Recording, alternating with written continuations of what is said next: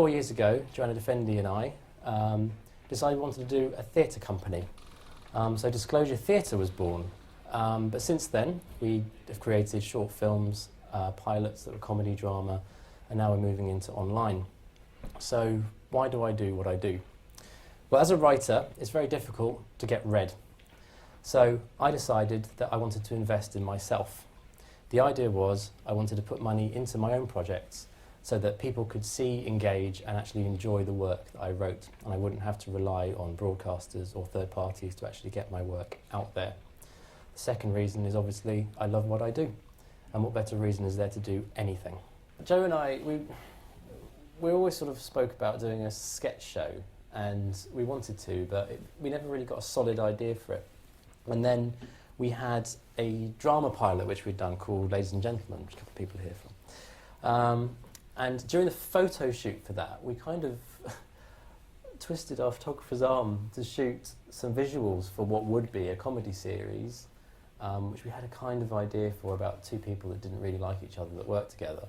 And kind of from those pictures, really, because I hadn't written the scripts, we had a concept, and then after that, having the pictures, it just became a lot clearer about what it needed to be.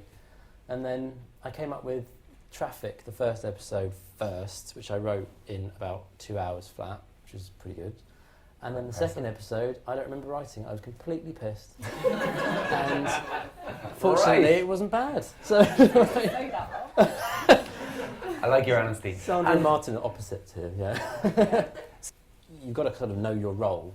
As a writer, you're there to create the kind of the backbone, the structure, the scaffolding of what a show is. But then it's the actors, it's the DOP, it's the director. Those people, their roles come into play, and you get so much more from it. You couldn't possibly script some of those looks that you get from people, and that's what's beautiful to see on screen. Because I don't look at it and kind of go, oh, it's a brilliant piece of writing. I look at it and go, God, that's funny, because it's the people bringing it.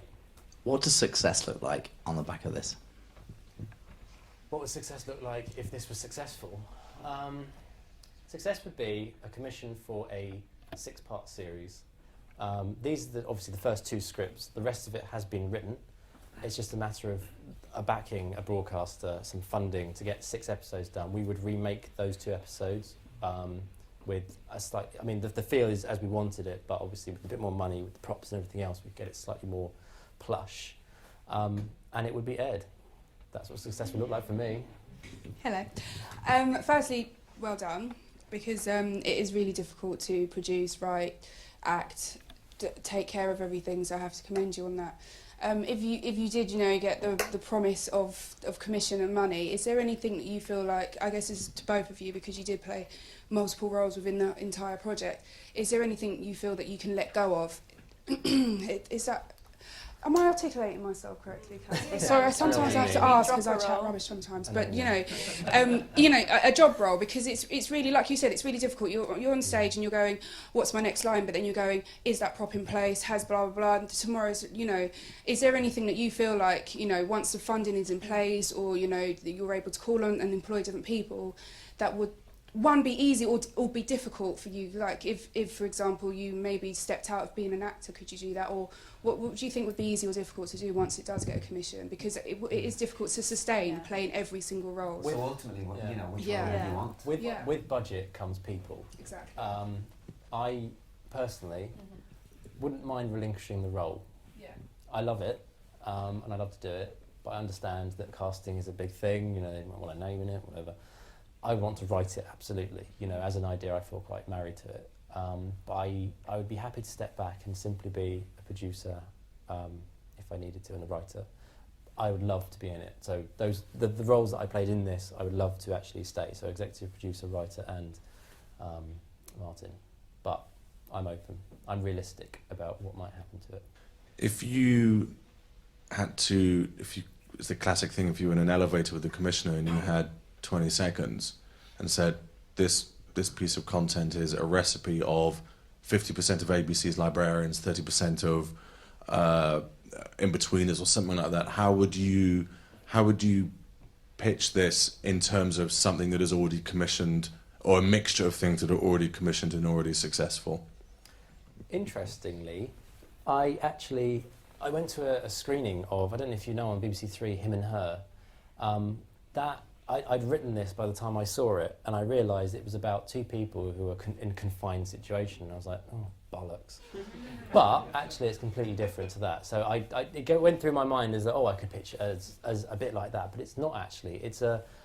The comedy itself is it's got elements of Green Wing in it. It's a bit surreal when you've got those dream sequences. It's got elements of The In-Betweeners with that kind of almost adolescent, acidic humour that goes on with it. It's reminiscent of one of the reasons I put the sort of 70s theme tune was it's reminiscent of some of the bitchier 70s kind of sitcoms, the little lines that you get in there. It's just up to date, you know what I mean, with a bit of swearing. That's not 20 seconds at all, is it? But I'd be confident in a lift doing this, but you know. You need to be in the situation. Yeah. We have a possible sketch show in the pipeline that I alluded to earlier that Joe and I were sort of thinking about doing. We also have an online comedy which I've written. It's very new, very different. It's something that would just be pitched online. It's called PAs. It's about 4 PAs and their 4 incredibly odd bosses set in some media company, Channel 4. And it's something that, you know, it's come together now. We've actually got the cast. We did some fantastic photography with Angus Young here, who did photography for Going Nowhere, by the way. Yeah, that's the sort of the next 2 big core projects that we want to do, and it's moving more online because I've always seen online as being the arena that is actually you're least reliant on other people.